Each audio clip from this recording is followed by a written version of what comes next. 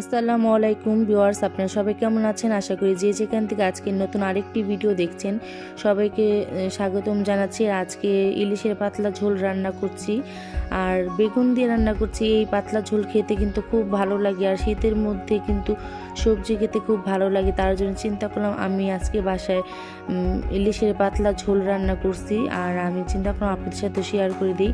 আর আজকের খাবারটা আসলে খুবই ভালো লাগছে আর দীর্ঘ অনেক দিন পর ভিডিও শেয়ার করছি। আশা করি সবাই আগের মতন ভিডিওগুলো দেখবেন আর সাবস্ক্রাইব করবেন আর আমার সাথে থাকবেন, কমেন্ট করে জানাবেন। আর সবাইকে অসংখ্য অসংখ্য ধন্যবাদ আমার সাথে থাকার জন্য।